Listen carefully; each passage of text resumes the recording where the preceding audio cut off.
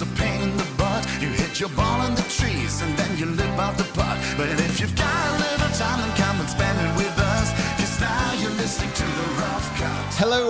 Hello, and welcome down to the Rough Cut Golf Podcast, your weekly dose of golf entertainment which titillates the brain, the ears, and every other sensory orifice you may have to intake golf. I am joined once again by Mick, by Kieran, and by Jacob as we have finished rolling around the country in our electric golf mobile. How are we, boys? Are we okay? Exceptional. Yeah, great. Yeah, very Wonderful. good. We also haven't been driving around an electric golf buggy. It is a car, just to make that clear. That's why I said mobile. I said mobile, didn't I? Okay. I If I heard golf and mobile, I just think buggy. I drove a piece of petrol thing. So Disgraceful. sorry to the It's like- environment. Yeah, if you hear like the Batmobile, you don't think of a golf car. Yeah, that's true. Yep. Well, I don't think you do anyway. I mean, he may be massively No, I into will, golf for all we know. Maybe I'll Batman's, rescind my comment. Fair enough. maybe Batman's car is electric. You don't know. Yeah, exactly. I mean, he does fire out of the back of I this. feel like if a new A lot. Batman film comes out soon, they'll make a statement of that. Yeah, electric car. Yeah. He's like, oh, sorry, as he's Joker. wheeling Gotta out, 'cause charge he has it. to like get on with Chasing it. the baddies out. Yeah. Oh, don't As mind me. he pulls away, like he has to yank the cable out because he's had to get Two-Face, away quick. I'll be there. It's going to take me 30 minutes to get this back to 100%. So, dude, wreak havoc on Gotham while we wait. Although, Batman, if you do want to stop at Gretna Green Services, exceptionally stop at fast Gretna? charging. Yeah, of course we stopped at Gretna. I stopped at Gretna. Well, I this, don't know. This time Gretna was a bit chaotic. Yeah, it was so busy. Yeah. Was it busy for you as well? It was There was a 5-person queue in Waitrose. In Waitrose. Wow. Which is bad for a service station. If people are queuing in the Waitrose, you know it's busy. Well, it's the first time I think we said it when we pulled in. It's the first time I've ever had to queue in the car to get into the services. Yeah. I had to like squeeze into a gap that was far too small for the car, and then use my. Because the joke is that I'm an elderly man, because I am an elderly man and I'm not quite so flexible as I used to be. But I had to use every ounce of my flexibility to get in and out of that car without damaging the one. Get out of the boot. Yeah, it's the only way. Calling out there. I did think about just like taking the handbrake off, letting it roll down the hill, slamming the handbrake on, and then just getting back in. That would have worked. But it was chaos in there. Yeah, and it was going on. it was raining like mad as well when I went in there. Yeah, it was great. Yeah, as soon as yeah. I went to charge the car up, it started smashing it down. Yeah. Also had a road rage incident with someone in there. Stared them down. It was very impressive. I've been telling everyone I'm so impressed with myself. I didn't Impressed actually. with- Standing your ground. Over the last few weeks, I've realised that I actually can get quite angry. No. Over the last few Yeah. weeks. Yeah, but like, in a way which shows in an outward manner, not which internally implodes. So I just stared somebody down in the car park. Stared at them, yeah. They didn't even do anything wrong. I just stood in front of the car and stared at them. They've been going on like, what did I do wrong? Yes. Why Been did thinking that about it man for weeks. stare at me? Was that Peter Finch? Yeah, honestly, it's so weird. Like, Unsubscribe. I had a road rage incident. Someone was taking pictures of me out of a car, this like middle-aged lady. A few people stop us. I had 4 KFCs in there. It was quite chaotic. Yeah, you went back for seconds It was yeah. quite the Big stop. mistake. It was quite the stop. Yeah, and the reason we were stopping at Gretna Green Services is we've just come back from Scotland, where we filmed a multitude of different videos. The first week we were in St Andrews, which we've covered in the last podcast episode, and the second week we were at our good friends at Dundonald Links on the beautiful but slightly wet west coast. The this wet time round. The coast. wet coast. Might as well be. It was a little bit annoying. I was kind of chatting to guys from Dundonald before, and it was a little bit annoying, and I was a little bit kind of stressed that week because we had 2 days effectively washed out by rain, so we were like a little bit behind. So it just felt like I had to push everything. But it was the first time I can remember going to Dundonald. Bear in mind, we've been with them for like 2 years now, where it actually rained. Yeah. Yeah. Like, It's the worst week we've had. Yeah, which on the west coast of Scotland is like almost unheard of. So to get that look over a 2-year period is definitely something to be grateful for. But yeah, 2 days last week were just miserable. Yeah. I think it was offset quite nicely by the fact that the other 3 days yeah. were beautiful. It was completely sunshine. polarising, wasn't it? Yeah, it was very odd. Like some days you would look out the window, you'd be like, "Wow, do not want to be walking around a golf course right now." Well, and then an hour later, it would be like beautiful sunshine again. Well, we were speaking about that on the way back, and Pete discovered there was a fact that he actually had correct about the east coast of Scotland. Go on. Yeah, Pete, you go for it. Mad respect for my facts. Yeah. So This might be the first time that one of them's real, so don't get too no. excited. All my facts are We real. had to fact check them. Yeah. It was fact checker only. St Andrews on a yearly basis has less rainfall than Sydney. Australia. There you go. And it wasn't even a little bit. It was not it was close. quite a bit. Yeah. Because at the east coast of Scotland, the rain kind of comes down quite heavy in the west and then dissipates over the mainland. And then by the time it gets to the east coast, it's just windy. There's none left. Interesting. All That gone. is that. Do you know what? I'll hold my hands up. That is a good fact. It's a good fact, isn't it? Good fact. Very good. Yeah, it's a good fact. And Very it's, good fact. it's almost unbelievable. But it isn't. It's a fact. But it is believable, Nick. You know, Wikipedia pages are editable. Yeah. Yeah, but not annual rainfall charts. Well, like we went to the Met Meteorologist Society of the world. On the way back, Yeah. past We rang Grantham. We actually swung in. Everything was in Paddington when they go to the Geographers Guild. It's basically that. If anyone, I didn't think that we'd be referencing Paddington. Listen, if you've not seen Paddington, 6 you're minutes missing into out. this It's literally- podcast. Isn't it I like can't one of believe the- you've not seen Paddington. I have As a seen. father. I have seen Paddington. Yeah. Isn't The- it one of like the the highest animated- rated films or There's something? two of them, right? Yeah. Is one of them where? What's the baddie's name? The name of the actor. I mean, Oh, I don't know. I mean, there's two baddies in the two films. the second one. Hugh Grant. Hugh Grant, yeah. That's the one I remember. I've seen that one more than I've seen the first one. Hugh Grant's the baddie. Yeah. Wow. You don't Yeah, expect exactly. it. Yeah. That's a weird He one. plays the same character in that as he does in The Gentleman. Yeah. Think of it this Oh, way. really? No. Right, I was gonna say, No. That's right. Paddington goes on a killing spree. I'm about to say, and also, I don't think He's a Paddington- drug baron. What's he putting in them sandwiches, eh? Yeah, marmalade and crack. Yeah. Marmalade is Different film. marmalade is not marmalade. It's just marmalade. Anyway, moving on from Paddington 2. Completely forgot where we were at. Rainfall in Scotland. We were at Dundonald. We've come back. Managed to get some good stuff done. And just as we were leaving, a lot of the guys were arriving there to take part in open qualifying. So final open qualifying is this week. I think it's today. Yeah. Tomorrow. Well, it's Tomorrow. as you're listening, Oh, right, yeah. to As you're it listening now, today, it's yeah. today. The Because we're 4th of recording July. this in the past. Yes, we You're are. watching this in the future. Yes, this is If like you ever wanted to time travel, now's the time. You want to wave to your future self? Yeah. no me. I'm raving to. Hello, Nick, in 48 hours. What would you have done if you knew different? So we are kind of. Where's the 4 venues? So the 4 venues for final open qualifying. If you don't know how open qualifying works here for the British Open, it is regional qualifying where there's 12 different venues. I think it's spread throughout the UK. The qualifiers from that is usually like top 8. They go through to final qualifying where they are thrown into the pit of tour pros and very good players, and they all compete for very few spots. I think it's like 3 or 4 spots per Not a lot. final Wow. qualifying venue. Yep. Those final qualifying venues, they're at West Lancs. Correct. They're at Royal Singapore, they're at Royal Porthcawl, and at Dundonald. Dundonald. How do you get into the regular qualifying? Can you just like apply and rock up? Let anybody in. Like I'm a 15 handicap, No. just No, go in and Not quite. not just anyone. Then It's so not to- like, to tell us how you get in. It's not like a Morris Fleckcroft moment. I almost watched that again. That's Great kind film. of what's that's the reason why you can't anymore. Yeah, Right, It's okay. because so, of it. them. so how do you get into the regional bit in the first place? So there will eventually be so you can enter as an amateur, then you can enter as a pro. So let's say there's 100 spaces, 50 pros enter, 50 amateurs enter. They will ballot out the amateurs who have the highest handicap. So if they get through to the amateurs and there's someone off like scratch, but everyone else is off like +1, they'll be like, well, you're not allowed. We've got better players in here. What's It's the basically how it maximum works. handicap you can apply? I imagine think it's like 4, isn't Yeah, it? it'd be going up to 4. Yeah. Like, you could probably, if there was literally no amateurs and like loads of 15 handicappers applied, then I don't think there's anything within the. There might be something within the kind of entry guidelines that said you have to have a minimum handicap to Yeah, enter, sure, but yeah. I don't know. Yeah. So the point of the Open is that almost anyone can enter the tournament, but you Yeah. have to be of a skill level that you're not going to first of all slow down play, and second of all embarrass yourself Yeah, and your yeah. entire Yeah. town on the Your entire on- family. yeah, exactly. If you could apply and get in, would you do it? 100%. You would? Yeah. What? First of all, you are part of if not the biggest tournament in the entire golf calendar. I competed in the Open. There you go. You get to say Kind of. I played in an Open event. Great.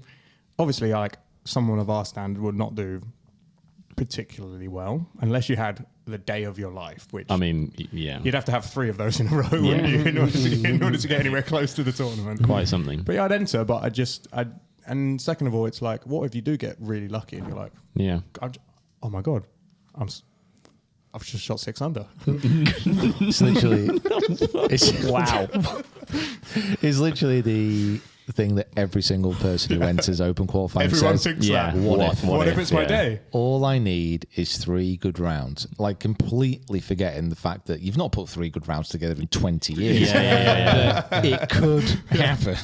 And then you have to add in the fact that you're not only that, but your good round has to be better than everyone else's good round on the day, around a Yeah. tournament course, under tournament conditions. You know, I think that must be what the most like gut wrenching thing is if you have your best day out as a golfer and that still doesn't do it for you. Like I think like Minch and Hampton are one on like 7 under or something like that. If you shot 3 under, you'd be buzzing coming off that golf course, and you might not even got through. No. Yeah. It's the same as any like competition. The standard is just getting better and better and better. The amount of amateurs who qualify each year out of regional qualifying just keeps getting bigger because there's so many amazing like amateur golfers out there now from that kind of really 15 years old to kind of 20-year-old range. They're all basically pros. I mean, and you say about the standard, like now we're heading into final, especially with a certain LIV tournament that means that people have to come across and do it. These fields for today are crazy. I'm a little bit on the fence about it, to be honest. Really? Yeah, it feels like, as we've already spoke about just then, like part of open qualifying is it has the allure and the dream and the potential about being able to get through and play the Open, about being able to get through and play a major, which is a fantastic dream to have. And the only problem is if you get through regional qualifying, you have a decent round, you get through to final and you've been thrown in now against some unbelievable golfers. Like we're not talking about Major winners. Yeah. we are not talking about good pros. No. We are talking about elite professionals. Yeah, when I saw that Sergio had to qualify, I was like, no one else has a chance if that's the type of person who's going through qualifying. I mean, here you go, because at Dundonald alone, we had Michael Block, who said hello to. Blocky. Yes. Yeah. Hello, Michael Block. Thank you for listening to the podcast. Yeah, you're a legend. He was actually lovely. He's a nice guy. And he stayed next to us, and Kieran helped him lock the door on the way to the course. I did, you know, if he wins the Open, it's down to Kieran. I'm just saying. Why were you hanging outside his door? We were coming home. No, we were outside or something, were we? We were coming back from playing golf or something. That was it. Yeah, we were coming back, and then because the locks at Dundonald are a bit weird, I must say. I thought you were looking for something in that bush. Yeah. No. Sorry, yeah. It's an interesting jacket you had on as well. I wonder why you brought the binoculars up with you. That Mac, that high collar, that hat. No, to be fair, the locks at Dundonald are They are weird. unless you know how to do it. Yeah, if you don't know, It's a knack. Yeah. Yeah, because he's there. Because who else up there? Michael Block, Aaron Wright, Double Glove Gang, Matt Kuchar, Mike Kuchar. Mackenzie Hughes. Like They're all at Dundonald. These are great players. Who was the really young tour pro we saw? Who was like 17? I don't know. He's like maybe the youngest Asian tour winner of all time. I couldn't pronounce. He had a very his tricky name, didn't he?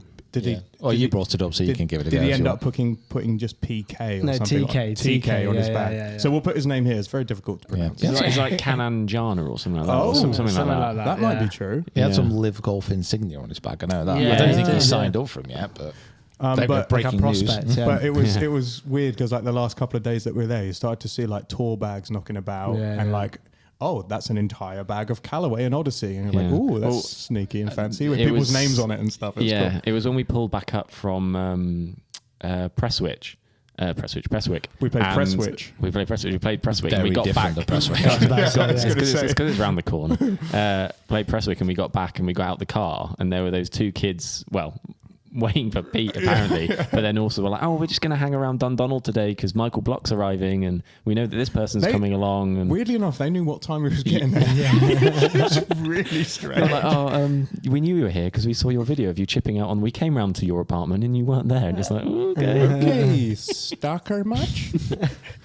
No, it was lovely. It was very nice to see Pete interact with people who had watched him on the internet and sign autographs and post for pictures and stuff. It was cool. I liked it a lot. That was good fun.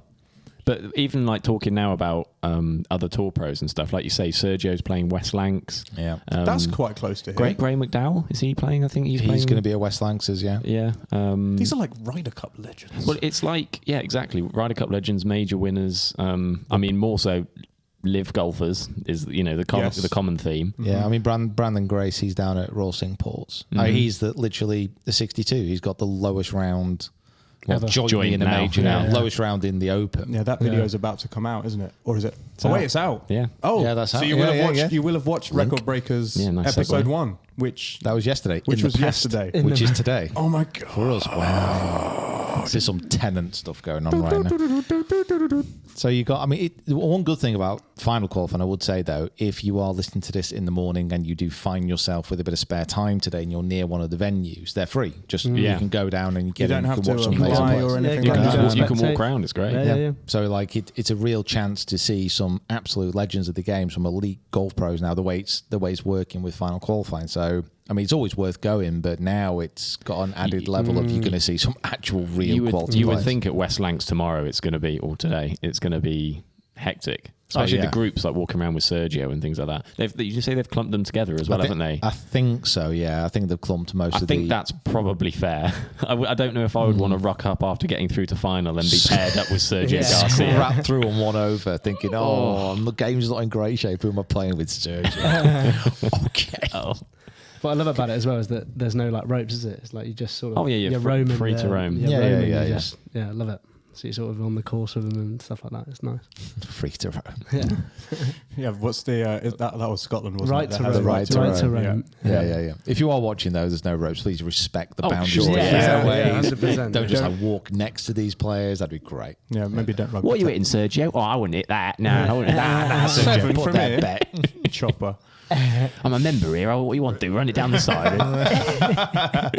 Just going off for a bit of friendly advice. Last time I played here, it was in the snow, and I played against. You got someone on the back today, Sergio. I can walk around with you if you want. Need a looper. Why is everyone talking like this? I was about to say, surely it's Liverpudlian, isn't it? I don't know. It's Liverpudlian over there, isn't it? Proper Scouse. In West Lancashire. In Prestwick. Well, no. Speaking of Liverpudlian, that's where the Open's going to be, and someone who has already qualified for the Open, Mr. Rickie Fowler.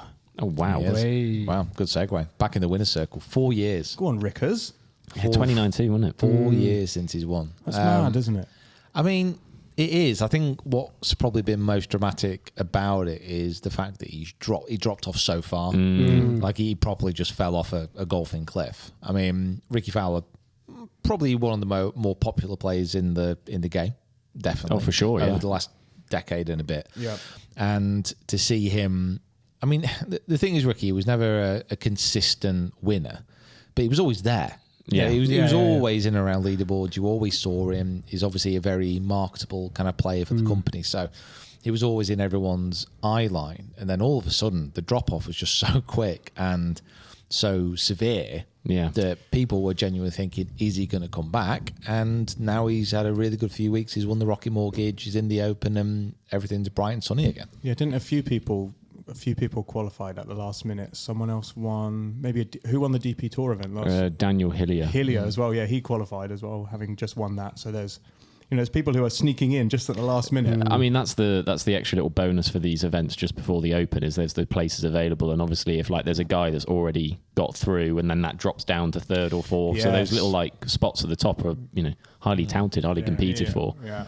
So even if you don't win the event, you can or you don't come first or second. If one of those is already qualified, yours comes to you, and they're like, oh, here's your ticket. Yeah, Rickie's fall off though. It was it's different to kind of any other kind of fallout. It's we think of Tiger, obviously he just fell because of injuries and wasn't playing golf, where Rickie just sort of literally fell off because his golf was that bad, and now he's managed to sort of arrange it into what it is today. I think it was the last 4 weeks he's been top 20, and then 3 of those 4 he's been top 10, and now he's won. Yeah.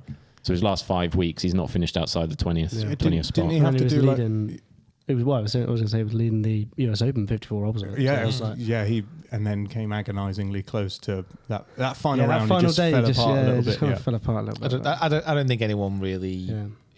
If he'd have won the US Open, it'd have been a great fairy tale story. But I don't think anybody was not exactly surprised, but I don't think anyone was shocked by the fact that he dropped away after being out of contention for these big events for so long. Yeah. But the way that he won it in a playoff, he won the Rocky Mortgage in a playoff with Adam Hadwin and Colin Morikawa, slammed in a birdie. It was great. And his reaction was fantastic. Took it in, didn't he? Just took it in. relief. Yeah. Just like let it out. Yeah. It must be a lot of pressure because, like you said, he is very marketable. He is very well supported by sponsors, and he has a large popularity within the game. So there's a lot of scrutiny on what he does, and maybe it may have dropped off the last few years, but there would have been that question, certainly in his mind, like, would he ever actually get back into the winner's circle? Because, it does happen. There's a lot of players who you think, oh, they're going to be around forever. They won't be. Eventually, their game will drop off. It's very hard to understand when that's going to be. I mean, certainly the generation I grew up watching, Hunter Mahan's probably the biggest example for me of a golfer, great swing, consistent winner, mainstay on the tour. Then all of a sudden, it's just gone. Yeah. And that was a throwback. That. Yeah, Smiley Kaufman as well. Yeah, Smiley Kaufman, like winner, and then just kind of disappeared. And there's so many golfers like that you think, oh, they're so talented, they're so good, they're going to be around forever, and then they're not. And they're gone. Golf, man, it's brutal. There's so many good players who are always coming up to replace them as well. Yeah. There's no let up.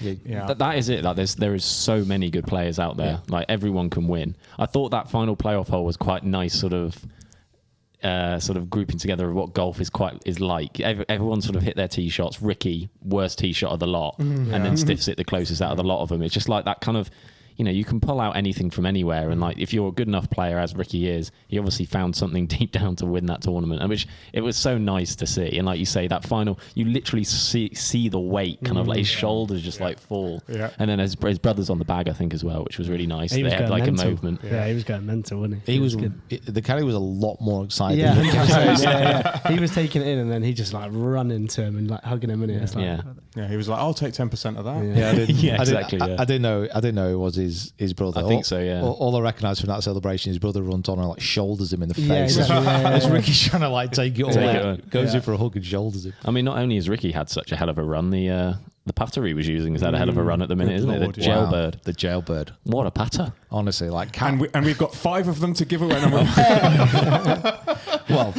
that's it. I think we'll all keep one. I think it'd stay. Yeah. Honestly, like Callaway this year, they've smashed had the it year in of their life. almost every single category, and to have little things like this happen, and I think they've played it really well. Oh, yeah. Like they've made sure people know, like, it's been rerun, like limited like stock of it. They're selling for hundreds and hundreds of pounds just after Wyndham Clark win, obviously Rickie win. You had Keegan Bradley win with it, and it's weird. It is very strange how all of a sudden they've like come in such a compact little kind of period. Yeah, so if you want to win a PGA Tour or major, you need one of those putters. Yeah, apparently, yeah. If you want to open qualify, you need one of those putters. If you want to break 100 for the first time, you need one of those putters. I reckon if we managed to scramble a few together, we could sell them for about 600 quid each open qualifying. Yeah. Just sit on the edge of the putting green. Picture of Rickie and hold of the putter. Yeah. Picture of Rickie, Keegan Bradley, Wyndham Clark, like with what they've won in the last week. The last one that's a question mark. Just a mirror on the end. So as everyone walks past, it's like, this could be you, my friend. Money. When the open preview episode comes around, I'm going to get rid of all those stats. It's like, who has the Jailbird? In the bag. Yeah, 100%. I've not chatted what Daniel Hillier. Actually, no, I don't think he was using it. No, God, just that imagine. would have been absurd. That'd have been epic, wouldn't it? I think Taylor Gooch went on LIV Yeah. this week. Was he? I third don't win, think I so. don't think so. No, That's I a don't shame. think so. Oh, well, old news now. Not a clean sweep anymore. Good putter though. It's a great putter. No, I'm happy that Rickie's back. I think the world of golf is better with him in it. Oh, for sure, yeah. 100%. Yeah, he's like he's that period where he was the cool young kind of like rogue kid who kind of just came out and wore what he thought was cool and hit the ball a long way and was very, very good. Lots of people who like grew up watching him and people like Rory are like gravitated to him because he was a bit of a maverick and didn't really care about the rules. Really. Yeah, I remember him winning his first event. It was at the Wells Fargo. It was so good. That shot in the playoff. remember it literally. I mean, he's Like, had some seriously good Yeah. wins. I mean, the players when he came in there and shot like 4 under over the last 3 holes and stuff like that. Like, it's obviously an incredible player. Like, I think obviously he was associated with like JT and Spieth. They had their little group, didn't they? And obviously with Smiley Kaufman as well. That's the second time he's come up. Bloody hell. Smiling. But there was that Go on, time. Smiley. The Smiley. What- This is the Smiley Yeah. podcast. What year was it where he didn't finish outside top 5 in the major? It was like 2014, 2015? 2015, I want to say. I'm not as big a Rickie fan as I didn't. You know, you were this deep Yeah, on no, Rickie. Yeah, I was- yeah, I'm you deep- are no, right. honestly, You're actually wearing orange today as Yeah. well. I am actually wearing orange. That was a coincidence, Yeah, right? well, Right. it was a coincidence, but I'll take that. Was all it? day. Was it? But no, Was it? I used to buy. I bought his hat. Like I remember his like. Oh, what, the Puma old, one? The old Puma Like hat. the almost yeah, like yeah, snapback kind of thing. Yeah, yeah. Wow. I still, Flat I still, peak I still Puma got that. hat. Still I'll be got honest, that. mate, I can't see you in that. No. No, well, I mean, Not 'cause you're not a hat guy, I was only but- like 12 at the time, Yeah. so like I was just, I was Speak- wearing it all the time. Speaking of hats, when we played Prestwick, Kieran played the first. Oh, by the way, we played Prestwick the other day. Thank you, Peter, for organising that at the end of our trip. Well, thank you, David, And for David, letting yeah, us Yes, I was and, about to say David. and yes, and David at Prestwick. It was a very, very special day. Kieran played the first 3 holes. first yeah. 3 holes wearing a hat, wearing that hat, Wearing that hat, wearing that yeah. exact hat. Kieran never wears a hat on the golf course, right? I'd never wear a hat. You fatted your shot off the first, you fatted your second shot into the green, then you 3-putted. Yeah, I did. Right. Yeah. Then you missed the green on the par 3. Yeah. Missed And- the green par 3. And then I just seemed to like overhit everything after that. And then I took it off. And you were like, took the hat off, and you were like, And then I parred every hole. I parred from 4 to 9. 4 to 10, actually. Yeah. very, I was going all right. very, very strange. Yeah, it was good, yeah. Jacob, how did you do at Prestwick? Yeah, I did all right. Yeah, Yes. I did all right. I shot 80 for the first time, which was, yeah. Oh, thank you. Thank you. Yeah, Thank it you was- if you're clapping at home. It was very cool. Yeah, it was surreal, to be honest. And I did the worst thing possible where I knew where I was at all given points. Right, Like it yeah. wasn't even something that I got to the 18th and went, oh my God, I need to par this hole to shoot. I knew exactly The what I whole needed way to do round. from the first hole onwards. It was, I don't know. It's one of them where I felt very, very comfortable. What the things that Pete's given me with my irons, even though are nowhere near kind of full completion and there's a lot of work that needs to be done, I've never felt so comfortable and confident hitting my irons as I have done on a golf course before. It helped that it wasn't super long. I hit my driver once throughout the whole round. Yeah. And I hit my 3-wood quite a lot off the tee, which I decided to signify by buying a Prestwick head cover Very cool. to Yeah. put on it, just to have that moment encapsulated in my golf bag as a piece of memorabilia. So yeah, no, it was not only to play, the birthplace of the Open off the back tees with you guys and then shoot 80 for the first time. It was it was quite something. I will not be ashamed to say I had a little weep on the 18th. I don't know. It's just the emotion. It just got to felt me. so I don't weird, know what didn't it? happened. Yeah, it was very cool. It was really weird. It was such a nice setting as well. It was very chilled. It was sort of towards the end of the evening, and it was very cool, very cool. And I know you had your moment of memorabilia to keep as well, which was yes, nice. I am. You're dying to get something that's in your pocket out, I imagine. Just get it out. get it over. Just get it show out. it. Come Get on. it out. This is the ball that I played Prestwick with from the backs. There it is. It's a Wilson Triad. Yeah. Scuff marks on it, green stars on it that I always draw, and there it is. That was my achievement. And what have you written on it? I'm holding this up if you are listening. It's a friend. Wilson Triad, and Mick has written on it Prestwick 2023, Thursday the 27th of June. Have you misspelled Prestwick, by the way? No, I haven't. What? Can you imagine? There's only one E in there. Oh, damn it. Yeah, it was very cool. It was a very cool day. Have you said what you've done? Yeah, I played the whole round with, Right, this, okay. with this one I can golf remember ball. you said it, yeah. It went in the rough a lot of times. But Shot 140. I've played with the whole. pumped it off every Just tee. putting it around. It went in the rough a lot of times, but Pete has this weird. I don't know how. I mean, maybe it's because you've been playing golf the longest, but you have a weird ability to find. He's a got golf good ball. eyes. Yeah, he's got It good is eyes, yeah. wild. Yeah, I think that is in relation to how bad your eyes are. I'm worried about your eyes. Who said that? I am very worried about your eyes. I don't know if it's just an experience thing or like there's something going on there, but maybe an eye test might be in order. I always think the ball has gone much further than it ends up, which is great for me because I'm like, wow, I'm long off the tee, and then you're like, oh, it's gone 230. Yeah. Come back. So now what I've started doing is going like, where did I think it was? then And start walk walking backwards from there, and Yeah. maybe you'll find it. Yeah. Pete the reason that this made it all the way around is because I would hit last. I don't know why I got into a habit of hitting last, and by the time So all three of us keep an eye. Keep our eyes peeled. so true. I would hit last, and by the time I'd like packed up and caught you guys up, Pete had already found the ball. So very, very, very grateful to Pete for finding it. So 18 different times. I think it is more like because I'm just on edge with you now. I need to watch this. He's not going to know where it went.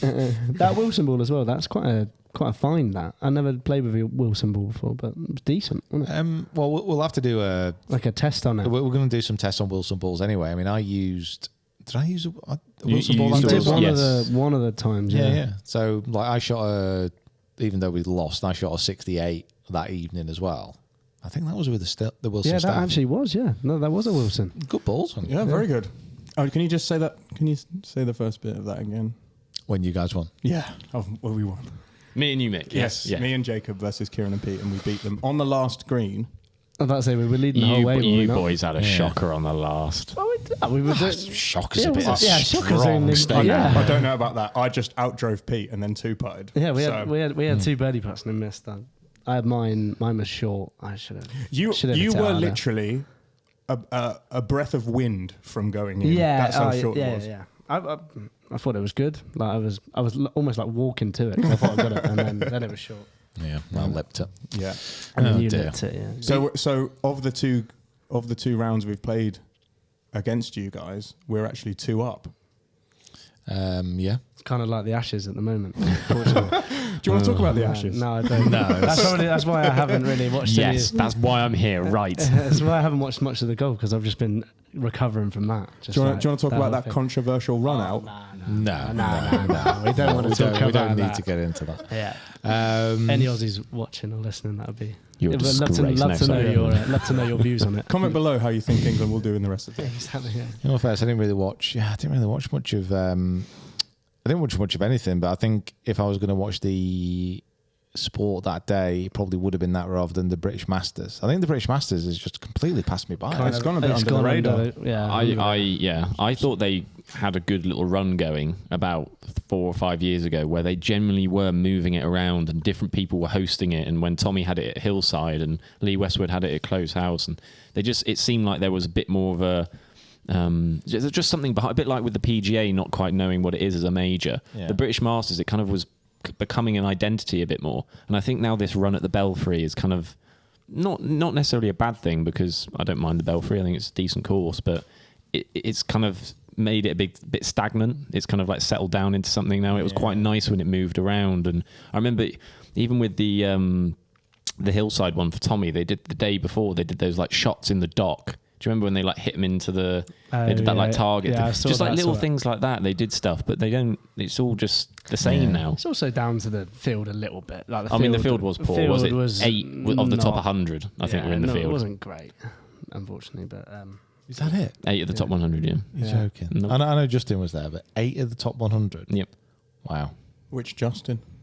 Justin Rose. Flower. Justin Okay. Rose. What I did actually see, to be fair, and I only saw it on. I did a Kieran. Yeah, Then. you Sorry. did. There's lots Justin. of famous Yeah. golfing Justins. I only saw it on Instagram. They like mic'd up Justin Rose like before the round. It As he was warming yeah, up, it was really yeah. cool. That was really cool. I really, the old hat clip job. yeah, I love that. Love yeah, that. yeah. And that was really good. I really enjoyed that. But other than that, that's the only thing I saw of it was the Justin bit. Is there going to be like mic'd up stuff at the Open, do you reckon? Yeah. Speaking They might do, of mics at the Open, you're going to be on the range. Yes, I am. I am indeed. That's going to be exciting. Are you looking forward to it? Yeah, I'm looking forward to this. I'm looking forward to this Open a lot more than I was last year. So last year I did live at the Open, which is it's effectively a world feed through the RNA. It's on YouTube. It's kind of on TV. It's everywhere, and I was very nervous. Like, I've not really done much live TV. And the 150th Open, having a camera stuck straight on you early in the morning, said you're opening up the show. was a bit twitchy. Good morning, Sid. Yeah, so I was very, very nervous. Fortunately, I had some very good people around me who kind of shepherded me through. But this year, I feel a bit more comfortable, a bit more confident, and I'm going to be there all week, just trying to cram as much work in as humanly possible. I want to go to this Open and not watch any not golf. watch any golf. I want to be working non-stop this So Open. busy. Unless you're commentating on it. Unless I'm commentating on it, yeah. So I'm very, very much looking forward to that. Is Di going to be there again? Yeah, She yeah, doing it Di's again? there. Yeah, She's- yeah. So she was she basically just held my hand all the way Yeah, through. that's what I mean. So hopefully she's there to help me again. I So thought that- you did a great job. Yeah, I think you did great. Yeah, it was fine. It was absolutely fine. No catastrophes, no swearing. It was all good. But I'm looking forward to this year. That was a win. Do you think now that you've settled in, you have a little bit of license to be a bit more yourself on TV now? Maybe a little bit, yeah. Maybe a touch. Because it is honestly, like, live TV is just so much different. It's so difficult to make sure that everything's in the right place where it needs to be. You've got your earpiece in, you've got producers like telling you where to go, like when you need to stop talking, when you need to start talking, what you're talking about. Yeah. Stop talking about that. Yeah. Move on to something else. Yeah. And then they're like, okay, another presenter coming in. We're going to cut to here. We're going to cut to there. Can you lead us out? So you got to do like a segue into something. It's like, Well, you've had a lot of practice for that, son. yeah, there's just so much. All of this is building up to that. Yeah. And I was very much, so like with the presenting, you have, on cameras, you've got a presenter, so that's the main person. So that's Yeah. where the camera usually goes to. And then that presenter will toss over to the second presenter or the support. And I was always that person. Yeah. So Di would be like, this, and what do you think about this? And So- you're like, Yeah, so the colour.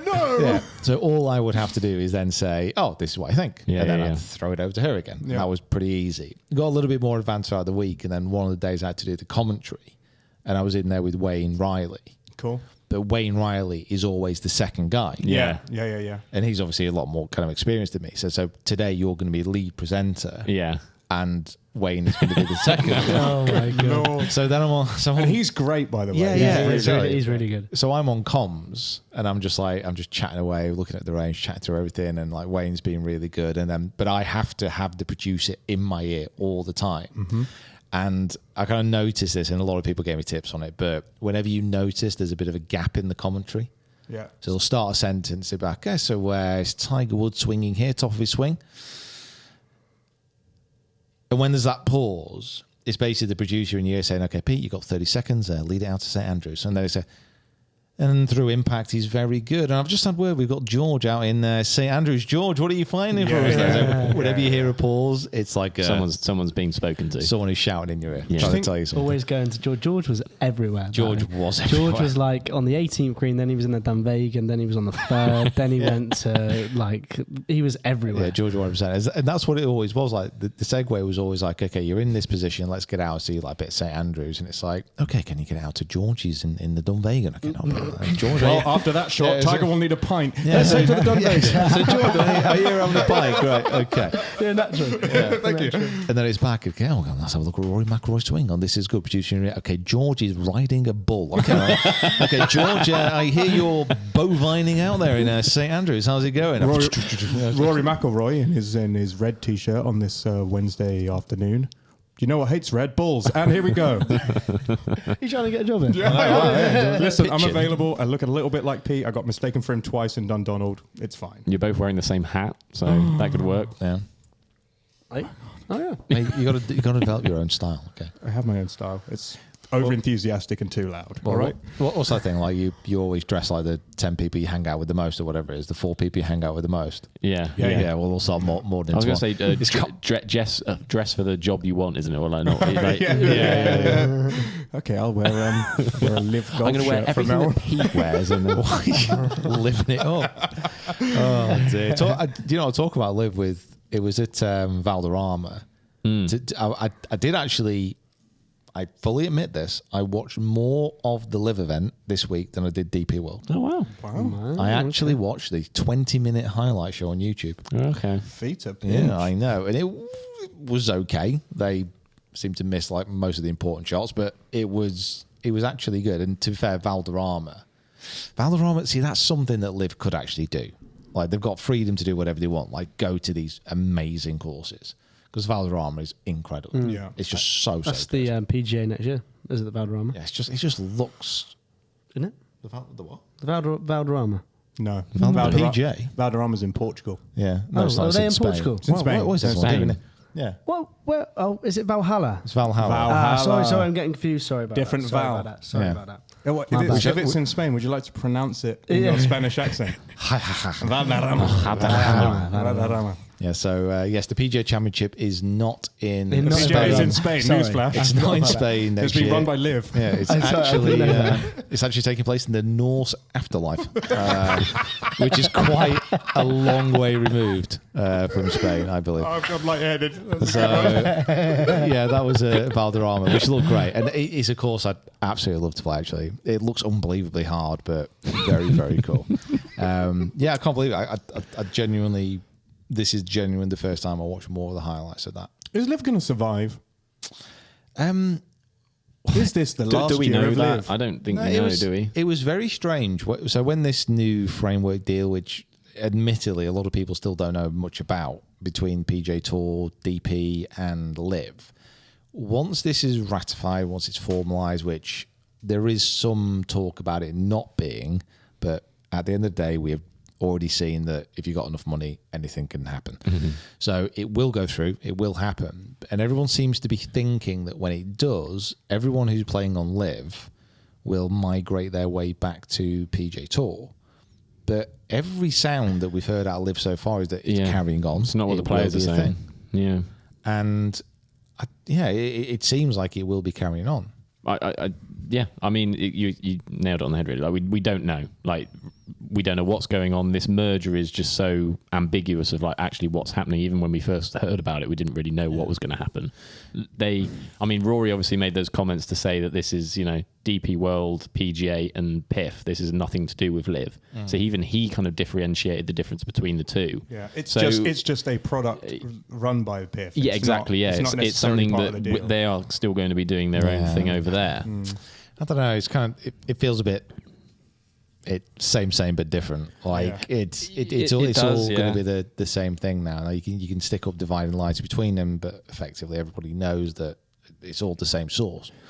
So, well, not quite the same, but it is very much interlinked.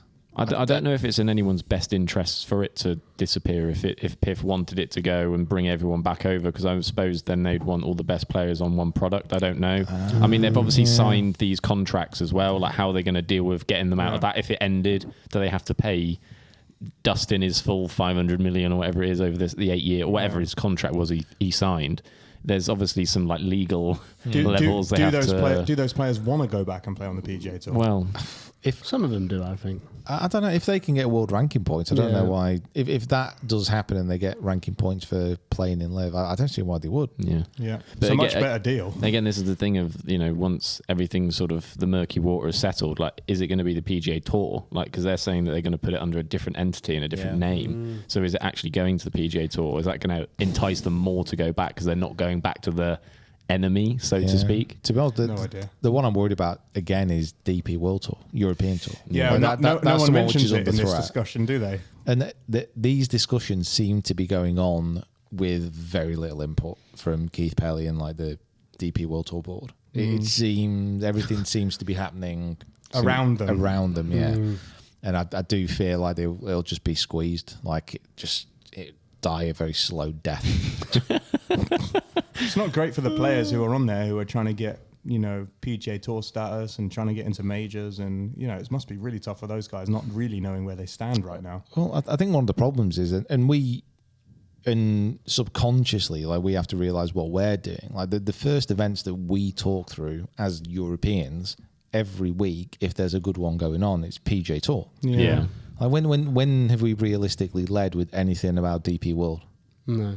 Yeah, I think it comes down to fields and kind of stories and the PGA Championship will probably do that, won't we? But like other than that, like we'll be the there. BMW. Well, yeah. But like that's probably the strongest of the fields. I mean, of all of them. You think of the DP World Tour events that are not including majors. Obviously, they're included on the tour, but the ones like you say, Wentworth is probably the one that's its kind of staple event that people might actually genuinely look into and see what's going on. Yeah. Or Apart from that, or like the Dubai swing. yeah, obviously the last. the race to Dubai stuff, people will get involved. Scottish Open, but because a lot of the guys from the PGA Tour will come over and play in preparation, which is that's one of like the true. co-sanctioned up. events. next week. Next week. Couple of weeks away. Yeah, because potentially, that's one of the co-sanctioned events between PGA Tour and DP World, which was I think originally part of that deal that they signed. That there'd be more of that.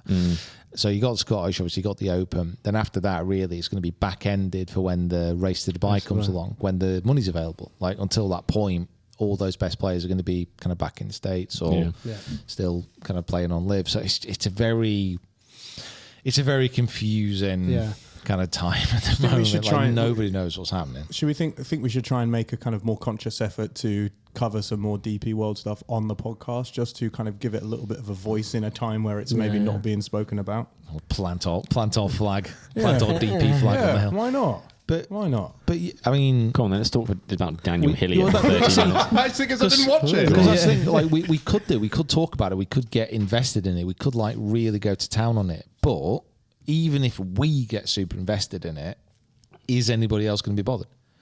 Like we could do we could end up doing a podcast on a tour which nobody's watching. Yeah. And that's the worry. Like that's the worry for me about DP World Tour, is like how few people are actually watching, tuned in, and excited. I grew up watching European Tour venues, European Tour events, and it was great. I used to love it, and now it's just, I don't know. It just seems to be slowly dying. Because everyone goes over to the States and because there's more money, there's better weather, like all those sort of things, isn't it? Where it's just like, how dare you insult the weather of Birmingham? Take that back. I don't think I've ever been or seen or watched any golf at the Belfry and it's not been damp. sodden. It's a bit of a Every time I've been, it's been a bit wet and it's windy. damp. So listen. I have, you might be shocked by this. I have actually very limited experience running a professional golf tour, so I don't think I'm in the correct position to comment. And to remedy that, the Rough Cut Golf Tour will be starting up next year. Pete will be in charge. It's just us all playing against each other. No money. We offer just good times. Just straight up vibes. Good times and vibes. Yeah. Speaking of good times and vibes, you have requested some questions from the audience.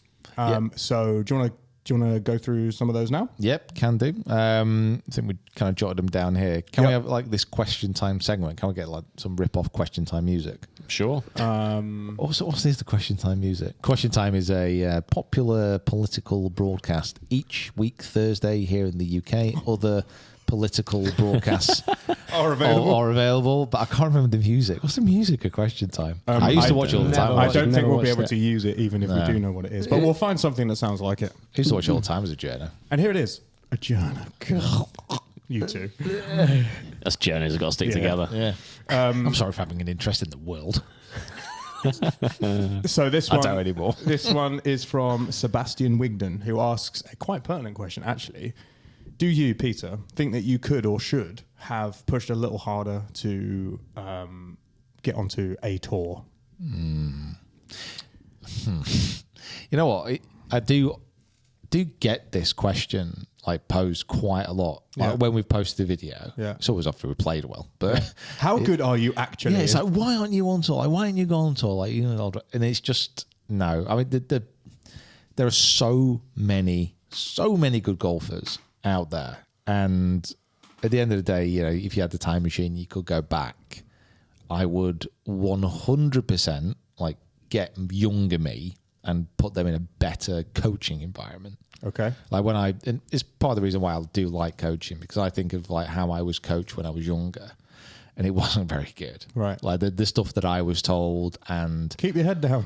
Yeah. You're lifting your head up. No, keep your head down. Release that club. And turn your hands over for God's sake. Flip it. Yeah. And it's just the stuff I was told and the way that I was kind of coached, it just wasn't very good. So if I could go back, remedy that, and give myself a more advanced level at a younger age, that'd be great. But at the end of the day, like I look back on when I was kind of from 18 to 25, and I did practice a lot, but I didn't have the work ethic to get on tour.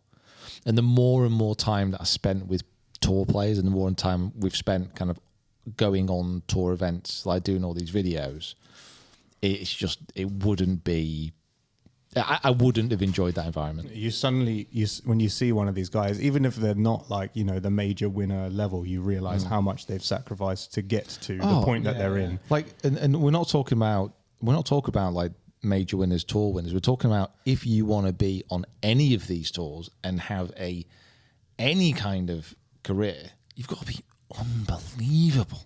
You've got to be an incredible golfer, and you've got to sacrifice so much time and effort. And like, looking back on, I just wouldn't have done that. Yeah, it's like, you know, family wedding, sorry, can't come. It's, we're going on this holiday, sorry, I've got 2 events to play that week. It's, can we spend this money on this thing? You're like, no, I need it to get me to, you know, the Monday qualifier or whatever. You can think the amount of things that people who are in that situation have to give up that you don't even realize. And not even involved in how good your golf game is. Once you've got there, then it comes down to how good your golf is. But you've got to do loads of things before you even step foot on the first tee. Same as any sport. Like, if you want to get to a level, the sacrifices that you have to give are huge. Yeah.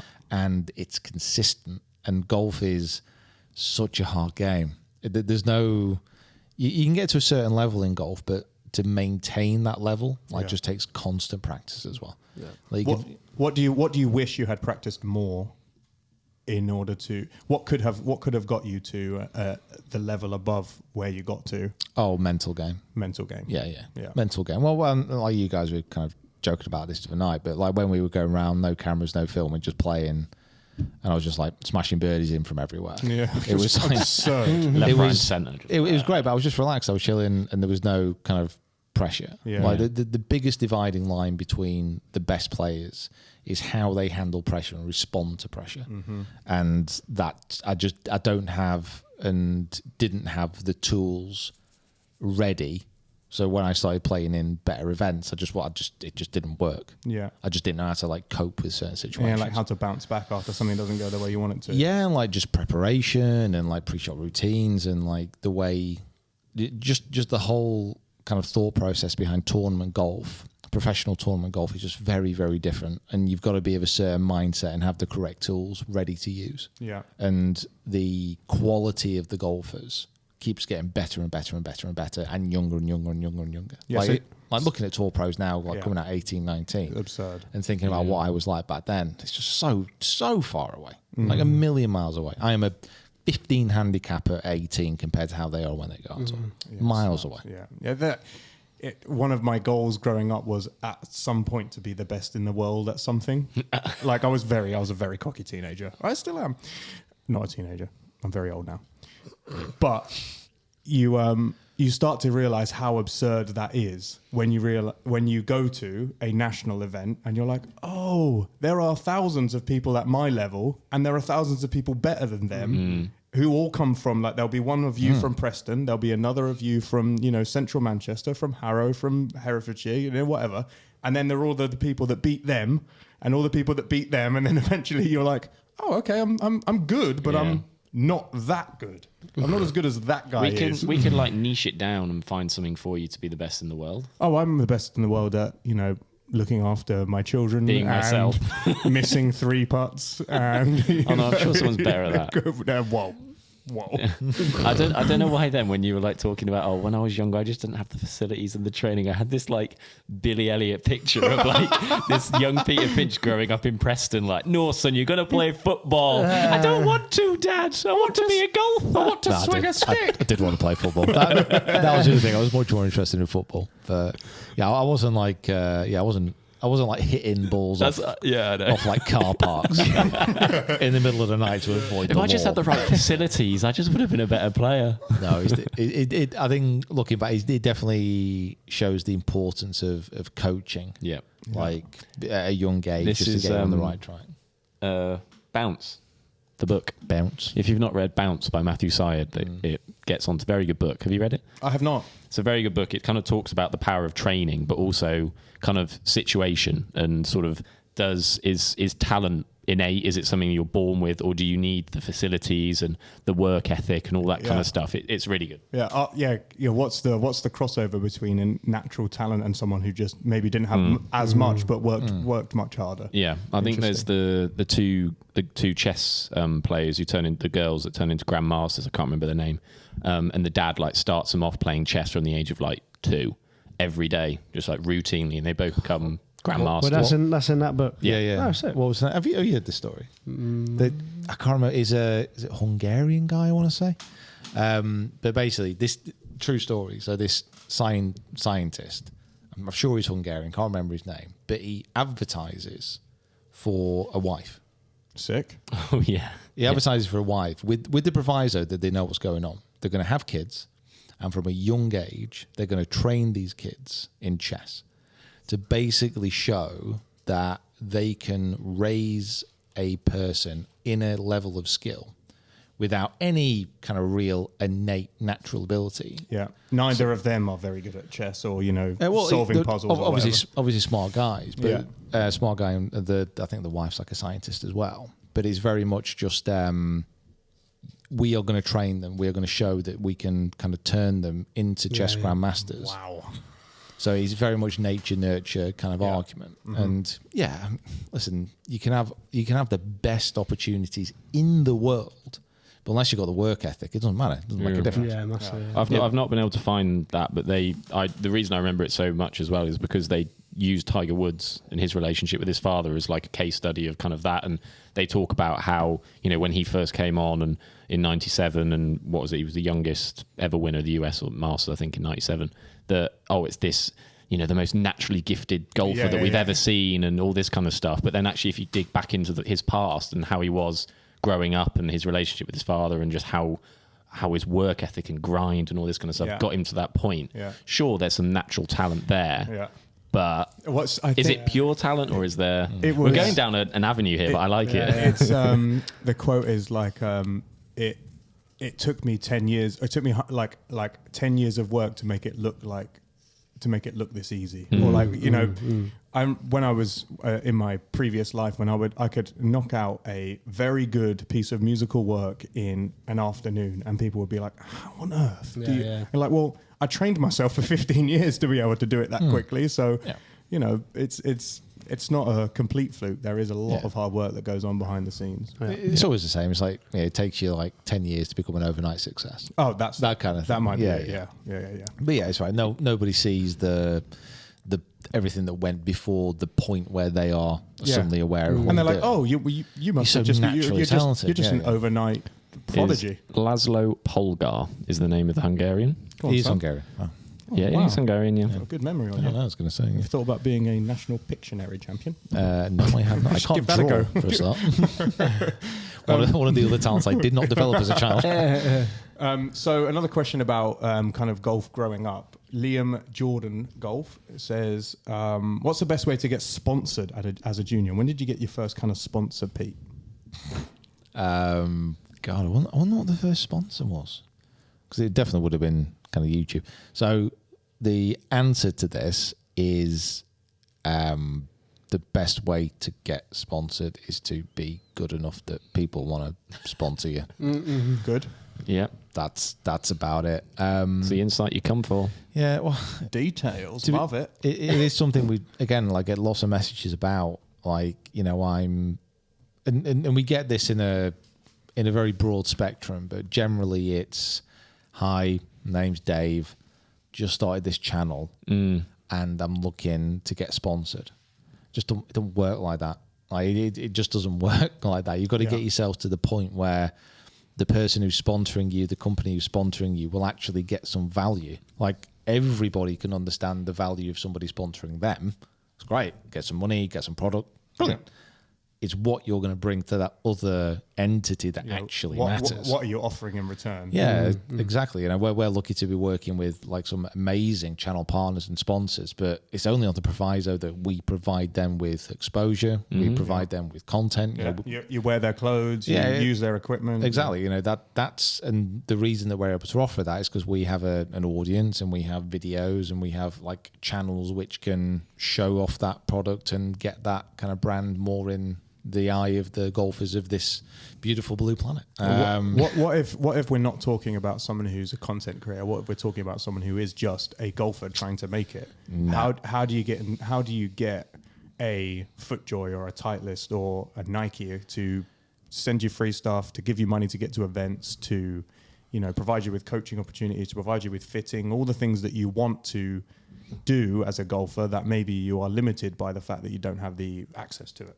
How do you get that kind of stuff? To be honest, you will get to a certain point where, let's say you're a good golfer, you will get to a certain point where you'll be able to get free stuff. So I know Titleist have a program where they will actively go out, look for very talented juniors and supply them with equipment. Yeah. Under the idea that once they reach a better amateur level, once they turn professional, they will help reward Titleist for that loyalty by sticking with Titleist, for example. And other TaylorMade, I know, has the same kind of program, and other brands do as well. Mm-hmm. But like you're saying, it's like, you're not creating content. One thing that I would absolutely 100% recommend is that if you are a young athlete in anything, golf, whatever, make sure that you do have some kind of social presence. Make sure you do have a brand which is moving forwards, because being good at something, a sport, it's not enough anymore. Yeah. It's not enough. Like you see this all the time. Every single major golf manufacturer, and obviously to what we know more about, has had a massive cull of the amount of money paid to golfers who aren't like consistently up near the top of the leaderboard. Yeah. Because a lot of companies found, like certainly TaylorMade, when they signed kind of Tiger, DJ, Rory, they cut masses of their lower ranked staff, because at the end of the day, I'm going to use Richard Bland here for an example, because I know he was one of the guys who did get cut. Like, if Richard Bland went and won an event, realistically, how many people are going to turn around and go, oh my God, Richard Bland has just won an event, I need that driver. Like, in terms of influence. Yeah. At that time as well. At that time, yeah. And by the way, I love Blandy, but it's like, at that time, it's kind of like everybody turned around and everybody has access now to so much more data. It's like, what are we actually getting from paying 50 grand to these tour pros? Yeah. Like, what are we actually getting back for that? And the answer is not a lot. Yeah. Like the only thing that a lot of companies had was the ability to say, oh, we've got the number one driver on tour. And even that, like 18 handicap who plays once a week, what does it matter? Yeah, which one is cheap and which one can I get access to and hits the ball relatively straight is all they care. I will say, I feel like there's no harm at any point in just you reaching out to companies and just reaching out to places and saying, look, this is what I do. If you can highlight and you can provide them with some sort of level of what you can give them back as well. Yeah. That's how I got my first sponsorship with cricket, is I just wrote to loads of manufacturers, and then one of them got back to me. I was playing for Herefordshire County. I wasn't playing for anyone in particular, but one person was like, oh, okay, yeah, cool. I'll chuck him some pads and a free bat and gloves for a couple of years. I'll make you a bet. I'll make a man out of you. And then, you can take that for a couple of years and just see what happens. It's the same way I got my job at Tottenham. I just emailed and sent out to loads of clubs, and it just so happened that they were the ones that got back to me and were like, oh, your letter was in a drawer, and we thought, oh, we're looking for someone. Do you fancy coming in? And before you knew it, you're playing right wing. And there you go. I did go back after my first stint at Tottenham and went back and we went to a pub quiz, and my mate said, oh, he's because the guys in there recognised us quite a few times. Oh, you've not been here a few weeks, and they were like, yeah, he's been up at the Tottenham Hotspur training ground working. And we managed to wrangle it that I was starting up front for like the under 20s. Yeah.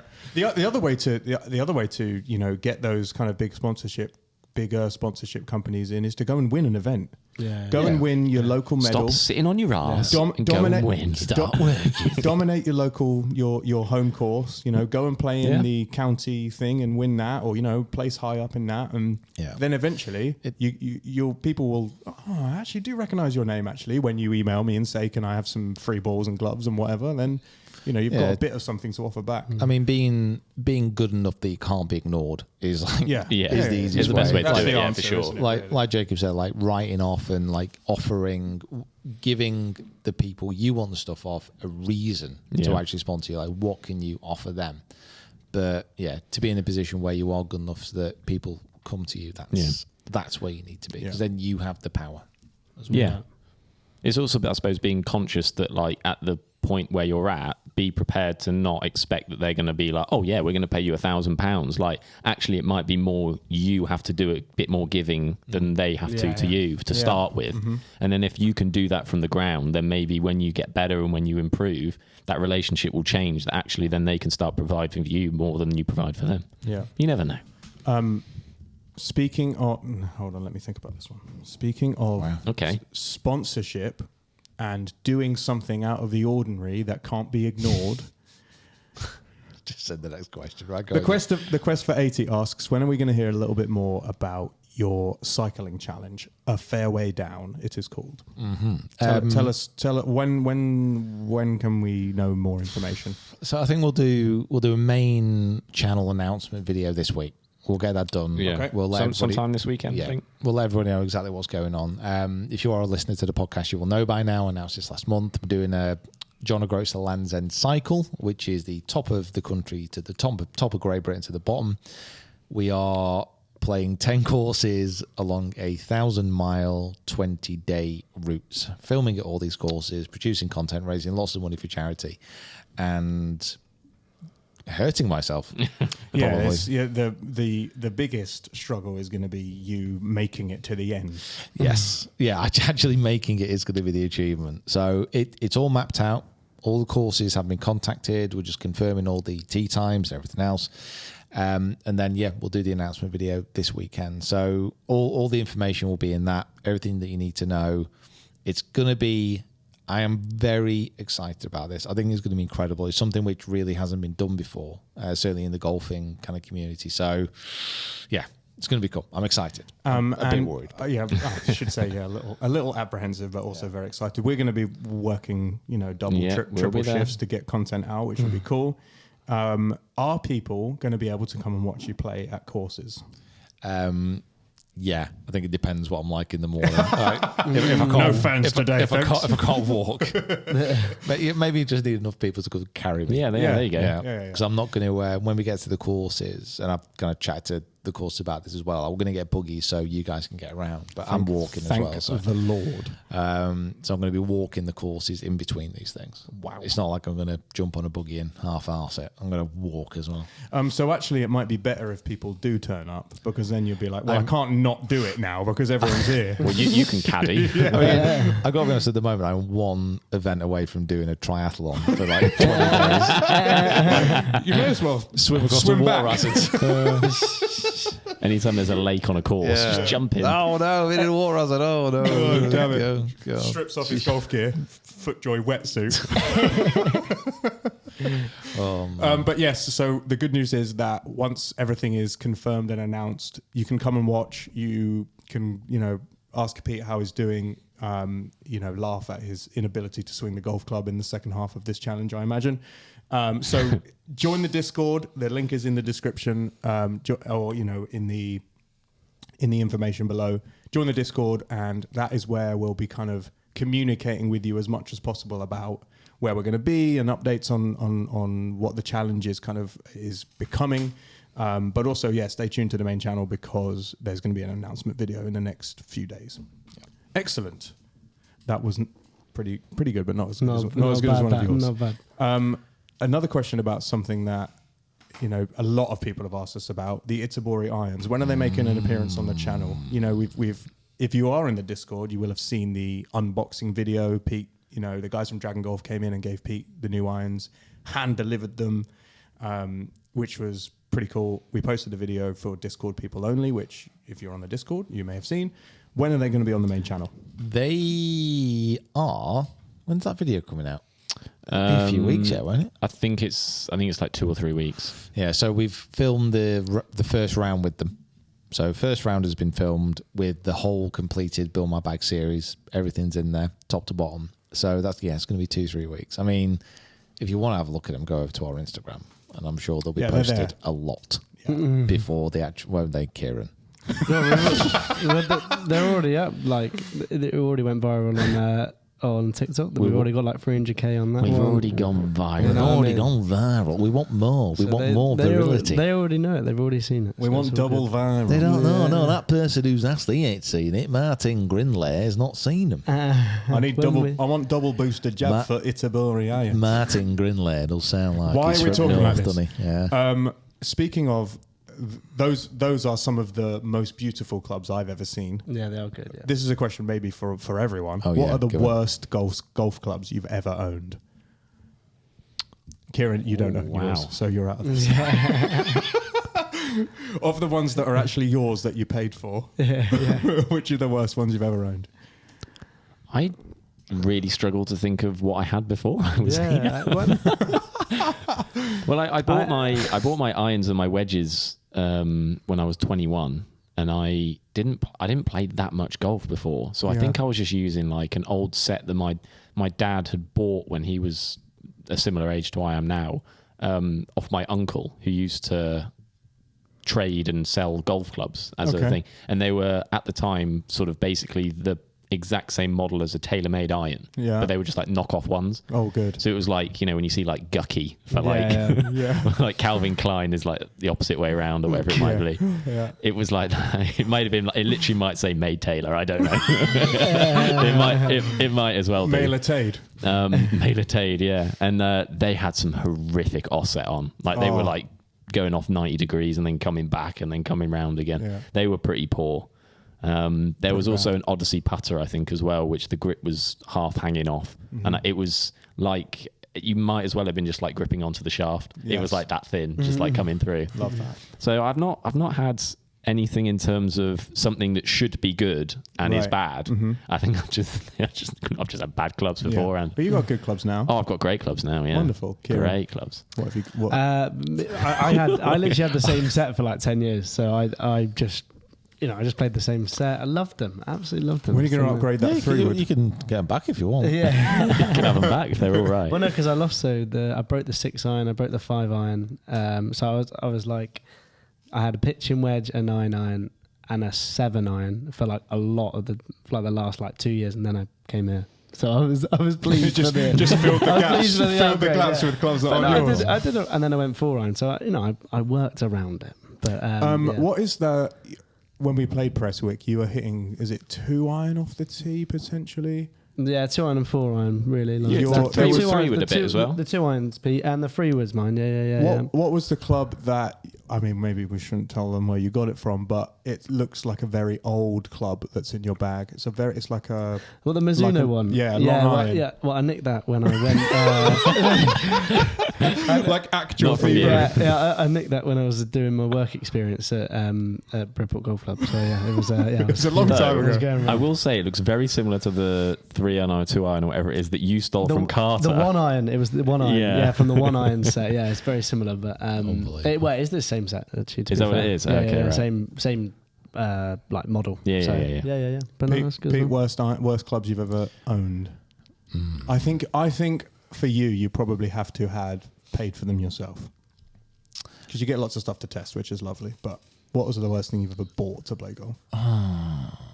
Like, oddly enough, now, bit of a kind of curveball here. I had a set of Ping i3 irons, i3. Is that which, the one with the blue bit on the back? like a yellow disc, right, which are good irons. But this is like talking about like coaching kind of thing. I had a lesson just before I went to get these irons, get fitted for them. And the lesson that I had, again, looking back, was truly awful. Like, it was terrible. Terrible device. And anyway, I got fitted into these irons. And like looking back, they were so wrong in the spec. Like, they were about 4 degrees upright. And you're 2 degrees flat now. Yeah, I'm 2 degrees flat. Like, and I was, It was like everyone was like a putter. and it was a long way off. And anyway, I got us fitted for these, and there was such a good set of irons, but I didn't like. I could hardly use them properly because it was just like completely in the wrong kind of set for me. And I didn't really understand what was going on because I was only a kid. Yeah. So yeah, that's probably the worst and the best set I've had at the same It time. makes you feel much worse about your game when you're like, well, these should work. Why are they not working? Yeah. Yeah. Tucker. Oh, he's swerving this one. I can tell you what. I still own mine. worst clubs I've ever owned. They're actually. Do you still use them? You strike them so bad, don't you? God, imagine striking those terrible irons so bad. I wonder how he copes You better with not it. say those God. irons. I actually wasn't talking about my irons. I was I really gonna like say. my irons. I love my Ben Hogan's from 2012. Thank you very much. With the graphite shafts. The worst clubs I've ever owned, I think I still own. They're in the kind of like garagey bit at the back of my house in an That's old where golf everyone's bag. old clubs are. Of course they are. Covered in cobwebs. They are Yep. two. In fact, they made an one of them made an appearance in a video. They are two Cleveland wedges, a 56 degree, which the grooves are worn down to flat. Love that. Right. Zero. It's basically, it's got zero spin on it unless you hit it wildly out of the toe by accident. And a 60 degree that the grip is so worn off that I used to have to almost. What I would do is I would eat lots of sticky sweets before I went out to play so that I could use the grip. It's absurd. Or dip it in Coke because I didn't know how to, get it re-gripped or whatever. I've still got those. Wild. One of them has no grooves and one of them has no grip. Together, the What a perfect glove. Yeah. But I did have my first chip in with that 60 degree, so it has a Well, I little haven't bit been able to quite throw it away yet. Can't get, and it was the first golf club I ever bought for myself. It was £3 in a charity shop in There you Lytham go. St There Anne's. you go. And they're going to keep that ball. As well. And that ball is staying forever. Do you think you've got some hoarder tendencies, mate? I'm a hoarder, non-practicing. Okay. Retired. Retired hoarder. Yeah, it took me a long time to get over my hoarding, so I need to. Every once in a while, me and Lauren go through the house, and we're like, "Why have I got this? Yeet! Get rid of it." Okay, we're about to go into guess the player, everyone. So get your pen and paper ready. You guys prepared? Mm-hmm. You are exceptional. That was so seamless, wasn't it? It was really good. Well done, Jacob. Didn't look at camera. So, in season 2 of the Rough Cut Golf podcast, Guess the Player has changed very slightly. Kieran wanted a chance to compete. I wanted a chance not to have to compete. So we've changed up the format very slightly, and this is the second iteration of the Guess the Player game. It has changed very slightly, meaning now that we are doing it over the course of 18 holes. So these boys and you at home have played one hole so far, and you're about to play the second hole. Play the drop. Are we ready? Oh yeah, this is new to us as well. They're hearing this for the first time. Yeah.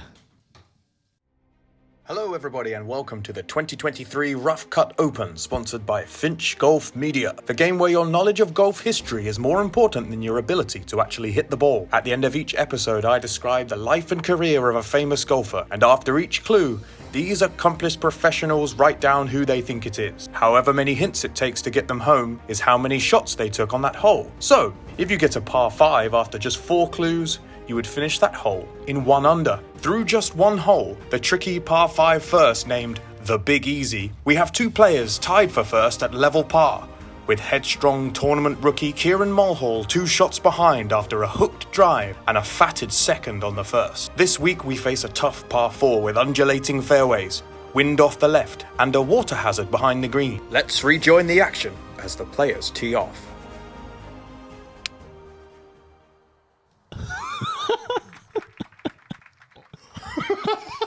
Wow. Pretty good, huh? Okay. Two things. So good. You've got far too much spare time on your hands. I think I did that while I was waiting for Record Breakers to upload. So I had a little bit of time to do it. So yes, after the par 5 first, you will have a score. To update you on the scores for these boys, Jacob, level par. Mm-hmm. Peter Finch, also level par, tied for first in this group. And the tournament rookie, Kieran Mulhall, 2 over. No good round starts with the Exactly par or right. birdie, mate. Yeah, So. mate, you've got You this watch in the birdie run, come on. The birdie run is coming right now. So here we go. Hole number 2 is a par 4, as you heard. Clue number 1. What are you hitting off the tee? How far is it? Yeah, how far is it? It's 418 yards Drive. Yeah. Smashing it. Driver. into wind. Oh, I've got to hit driver. Okay, you're hitting drive. Firing it. Fizzing it below the wind. Okay, so Everyone cover their work. everyone No cover copy. your work. It's Right. back at school. We're continuing the theme of other sport-related first clues here. So here we go. Shot number 1. Whack! An avid cyclist, until they saw Jack Nicklaus contesting the Masters tournament in 1971, this North Londoner's focus then shifted towards golf. Their mother, Joyce, organised just 6 lessons at a local course, and within 2 years, they were an accomplished golfer. Ooh. The common trend as well from this one compared to Kieran's is Kieran always used to do like current players. Oh, yeah. Where, I mean, there's nothing to say this guy isn't also playing now, but you've gone older immediately. Yeah. Okay. So, cyclist. And then turn to golf. The natural progression. It's also very good for the cycling theme. I've just had a hole-in-one. Have you? Have you just, whilst in your cycling endeavours, have you come across I like... have just smashed this drive. Have you holed out from 416 yards? The wind died when I hit it. Max off the downslope. It's a dramatic change in wind. Did It it hit a was, sprinkler? Rolled up the front of the green, just dropped in. I've gone mad on the tee. Love it. I hope that I have to change it now. you're like, ooh. Kieran, you haven't written anything down? No, This might be, we've gone to check Swift the it. hole and it's gone through the back. Yeah, it's gone through the back of the hole. Oh, wow. Okay.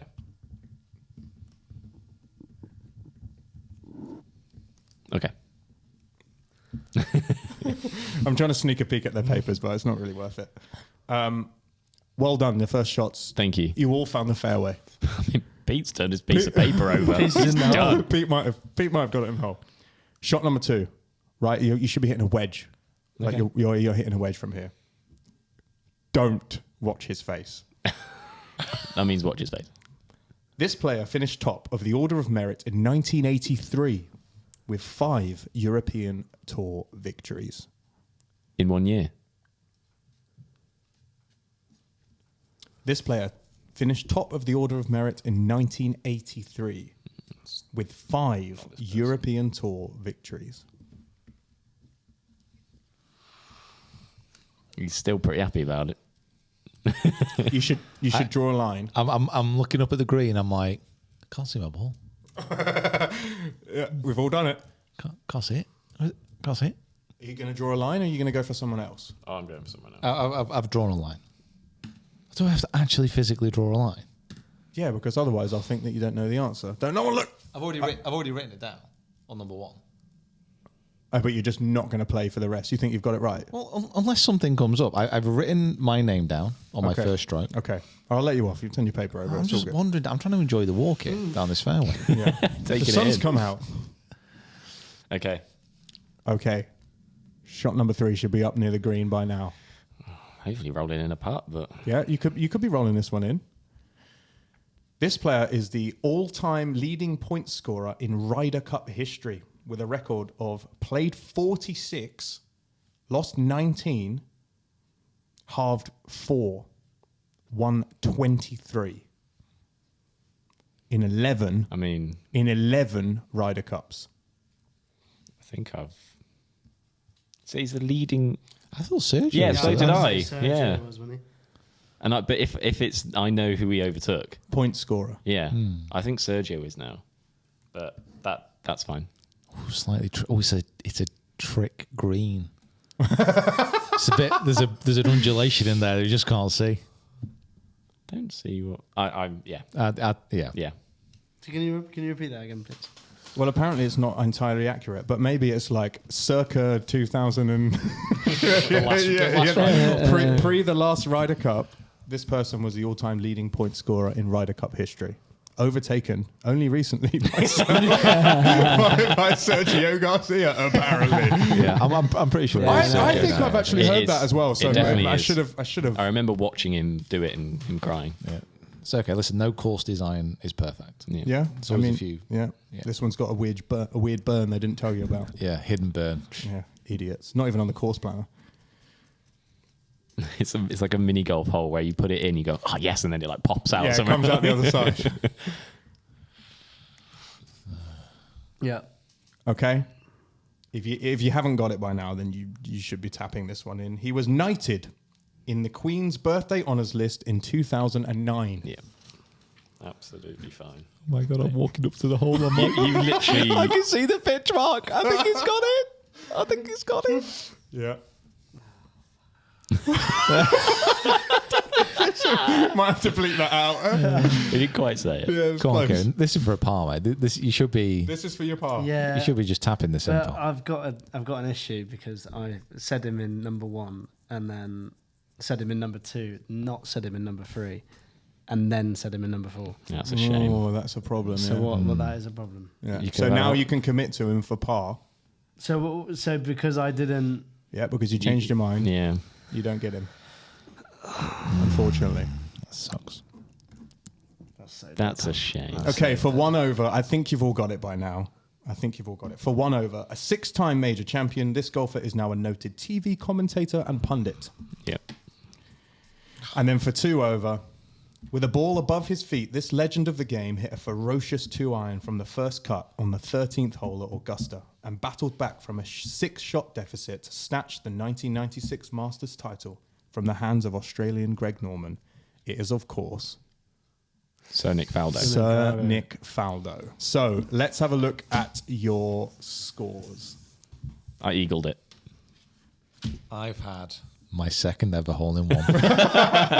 Yeah. He didn't put Sir. Okay, so no, Quizmaster, no. this is actually big. No, no, This no. this is big. Okay, so Kieran actually put Ian Poulter at number 3. So can he also be docked 2 shots? Yeah, Because that's an insult. because he forgot that Nick Faldo finished top of the European Order of Merit. I think In before Ian Poulter was 1980. yeah, born, this so- is this is No, I messed up, which is so annoying. I messed up. You had So you had it straight off the tee. You had it on it your in the hole. second So shot. I can't. But it's in the hole, and I've kept it in the hole. No, but what happened was you got it in the hole, and then you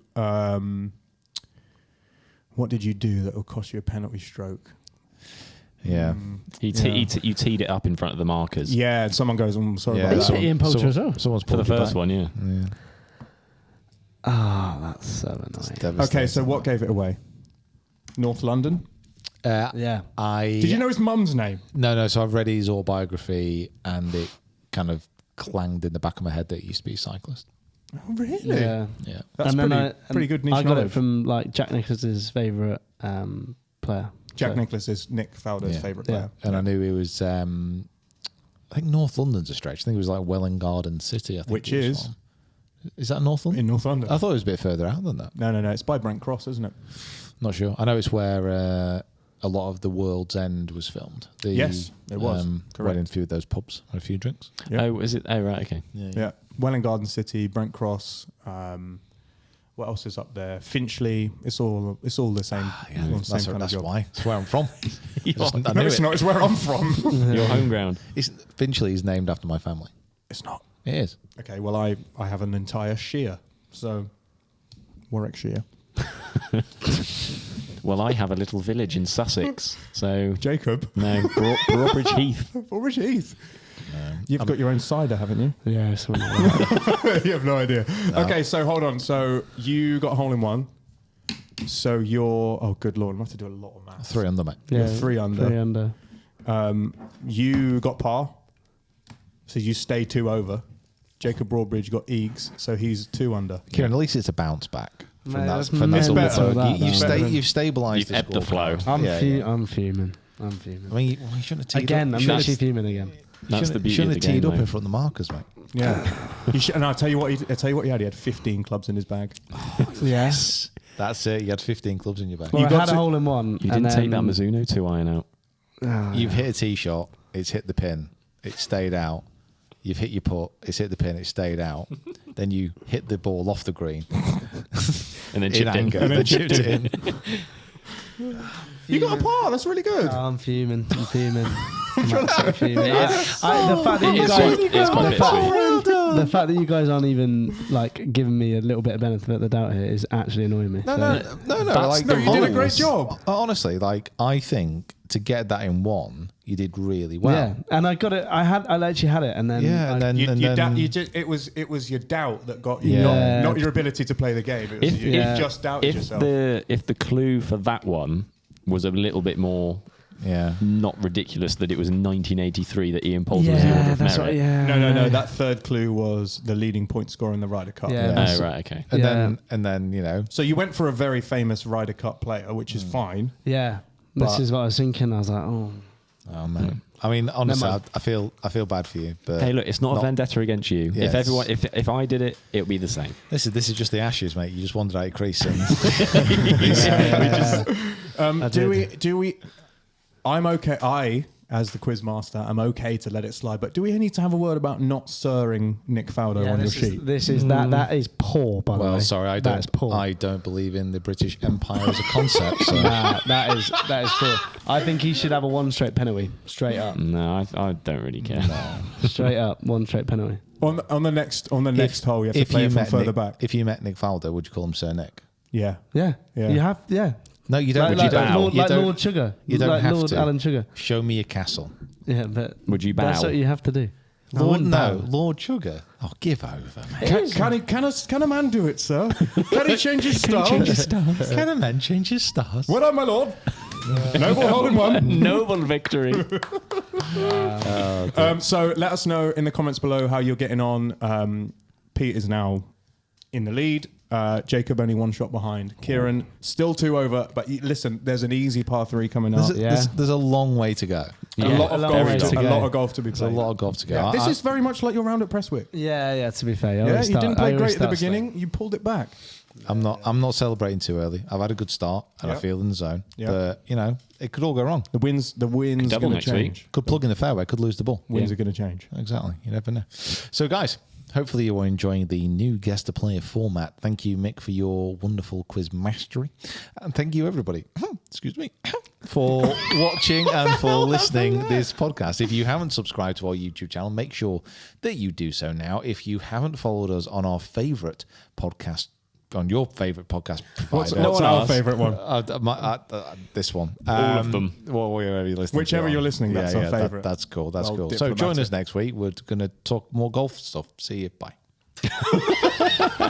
That'll do.